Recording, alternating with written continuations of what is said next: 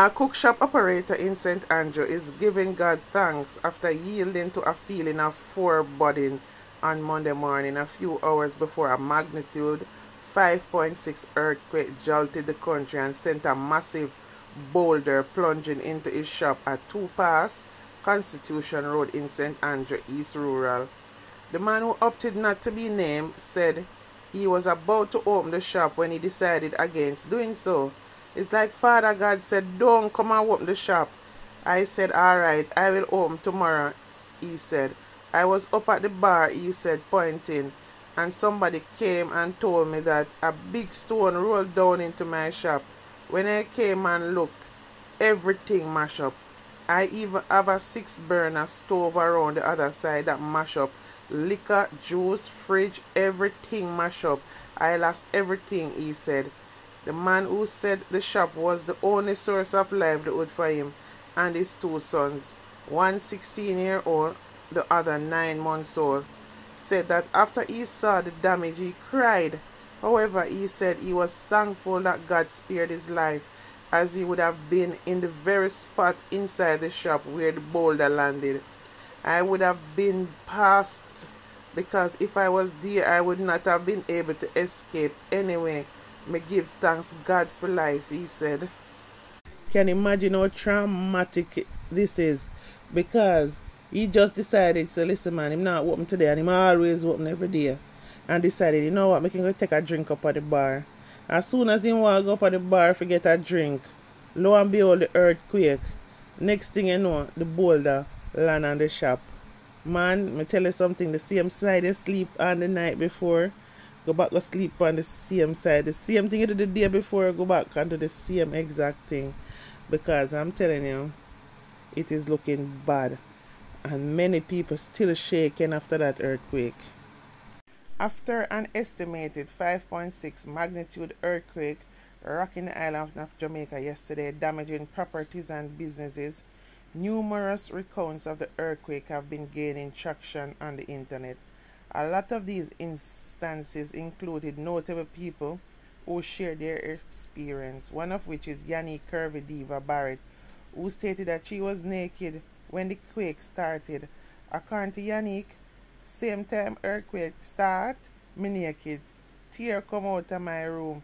My daughter, she try run come out of her room. Picture drop, stuck on the door, she can't come out.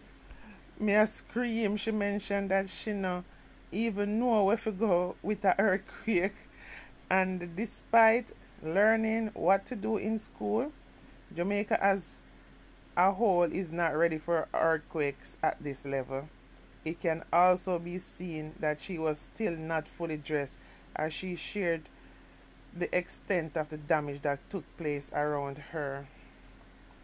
Yanique proceeded to show videos of what her residence looked like after the quake, including multiple cracks in the walls and under the stairs, her floor tiles lifted and cracked, and the workers on site leaving because they were afraid for their safety when the aftershocks from the earthquake persisted.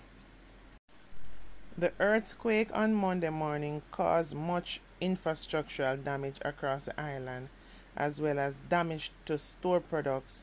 The estimated 5.6 magnitude earthquake also destroyed the ground floor of a 3-story house in the content community of Oak Bay in Portland.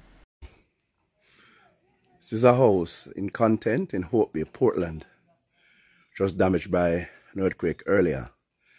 Now, it was a 3-story house, and now it has been transformed into a 2-story house with significant structural damage.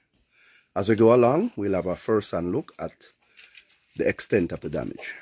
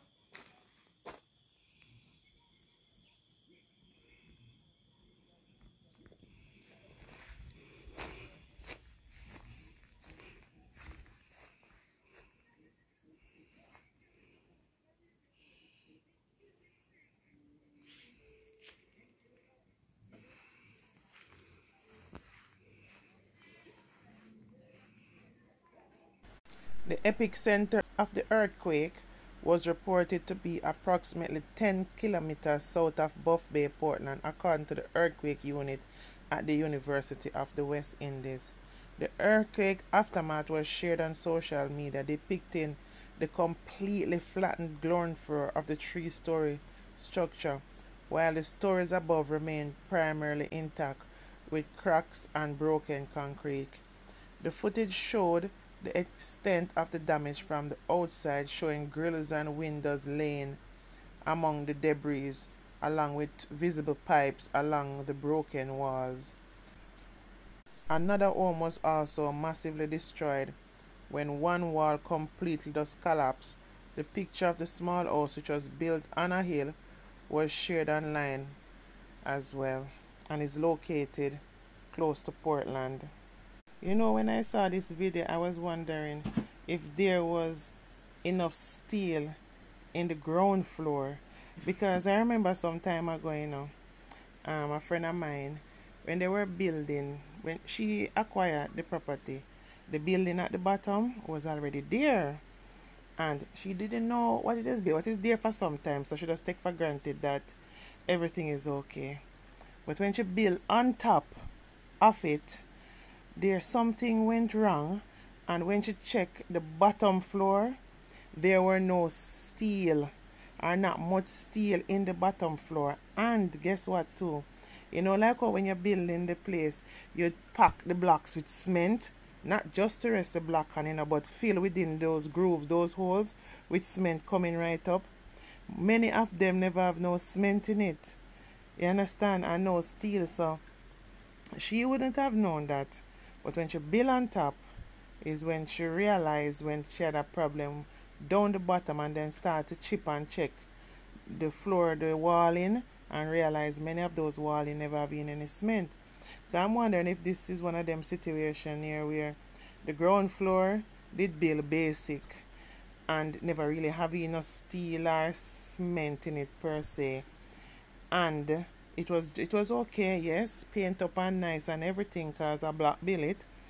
But what happened is that now when they're building on top, they're able to put in steel and so on, not thinking it would affect down the bottom, the ground floor, because it's been there so long. You can see a cement and so on, yeah man, that turn up tough and everything good.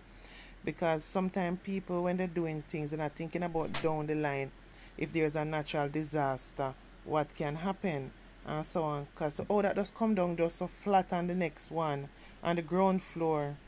And so even though you can see that it was grilled up, windows grill up and all that, that is not what going to prevent a major disaster.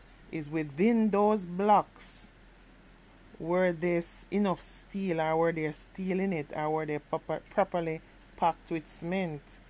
You understand? So those are some of the things we can't take chance with when building a house, and we need to look at stuff like that, because we live on an island and we don't know when there's going to be a disaster, and things like this can happen. It's also important to pay attention to the people who you give your house to build, make random checks. Check yourself and make sure that they use the steel that they're supposed to, and they use up your cement in the way it's supposed to. Because I know of people that it was public because it came out in the news some time ago, where after them finish basically building the place, the man realized and got you and realized no steel is not put into the house, and no cement, and he had bought so much steel and so much cement. So the same contractor then go sell off the steel and sell back some of the man's cement and so on, and just build up the place. If he wasn't there to if he wasn't there to look and see what's going on, you can't know. But somehow he managed to find out that that was going on. So even when we have people being in a place, we have to be careful as well. So bear that in mind, guys, because people is not genuine and honest as they should be. Dancehall artist Sean Paul is at the center of one of many earthquake videos circling the media. The temperature hitmaker was in the middle of an interview when the earthquake struck Jamaica Monday morning. Despite the ongoing virtual interview, Sean Paul wasted no time in fleeing the area. Many videos are making rounds online at the moment, notably clip views while on his live online radio and the Mitchells while they were in the process of creating a family video. However, Sean Paul footage is spectacular, has caught the attention of many online users and blogs, with people relating to his shock as well as laughing. You know, I think at the time, like, not everyone would try and do music because it was even more, like, rare that you would make it. And then if you did make it, it's like, will you actually make it? It's a different playing field. It's a different field. Yeah. A lot of people was like, oh shit, we're having an earthquake. Oh my God, what? Fuck.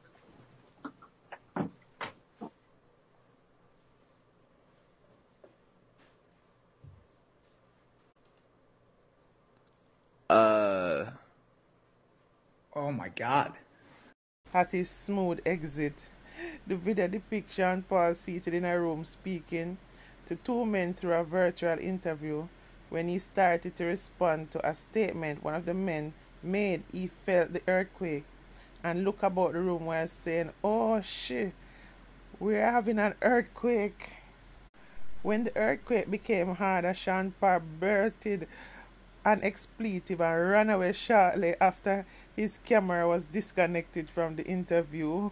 People was like, oh shit, we're having an earthquake. Oh my God, what? Fuck.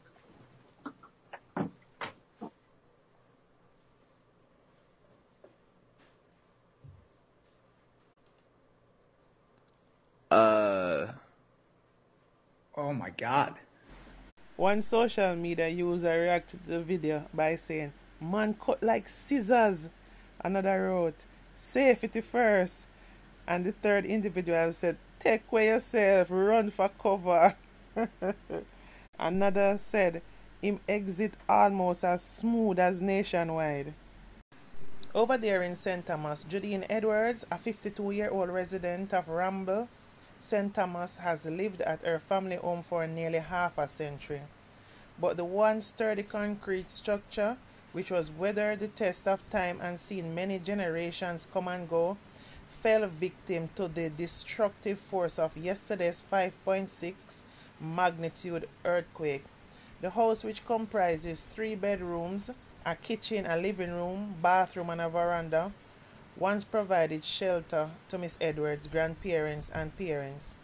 It now houses her family, including an adult son, 2 younger children, and 2 grandchildren. Her parenting extends beyond her home as she works as a cook at the Ramble Basic School. Edwards was in the canteen preparing lunch when the earthquake struck. She recalled the harrowing moment when everything in the canteen began to tremble. With many trying to reach her, the news of her home's destruction came from her son, who was the only relative present at the house. After the shaking cooled down, I called my son because I know we live on the hill, but I never imagined anything severe would happen because that house has seen many earthquakes. My son said, Mommy, our house mashed down, all the bathroom gone. I told him he was joking in disbelief. I tried to calm myself because I didn't want it to give me pressure. When I saw it, all I had to think about is that my son is alive and that God will bring us through. Her 29-year-old son, Javon Edwards, who usually works in construction, described the ordeal as both shocking and difficult to understand. I am just coming back to myself. I am so shaken up. I was in my room, and when I felt the earthquake, I ran out without hesitation. I watched as the house crumbled down, and it's like I didn't even know what was happening. It was when I went back to the house that's when I realized I was looking on the road, he admitted. A photo of the dwelling shows where blocks in the foundation stood. Edwards explained that she had planned to build a chicken coop but postponed it to create an additional room for her growing 15-year-old son. She now faces the daunting prospect of rebuilding. She said, It is really shocking that I am going to have to start from scratch. I am hoping to get some help to rebuild right now. I am considering that if I want to use the bathroom, I will have to go to someone's home, Judine said. Javon is in construction, is willing to contribute to the reconstruction effort with a focus on building a stronger and more resilient foundation. All that was on my mind in the actual moment was my 3-year-old child. I'm just glad that nobody else was here. The best thing is that none of the children saw this because it is shocking. We have to start from scratch and build a more firm foundation, he said. The family is contemplating staying in the house, but they have been discouraged from doing so by a friend who is offering Edwards a place to stay. Edwards, while concerned about encroaching on her friend's space, doesn't seem to have much choice given the condition of her home. I know this earthquake is gonna be a lesson for many people in terms of making sure the foundation is built strong. You're going to ensure now that the foundation, which is the most important part of the building to keep the rest of it up, whereas if they're going to build on top, they're going to have to put more into making sure the foundation is structured and organized and built right.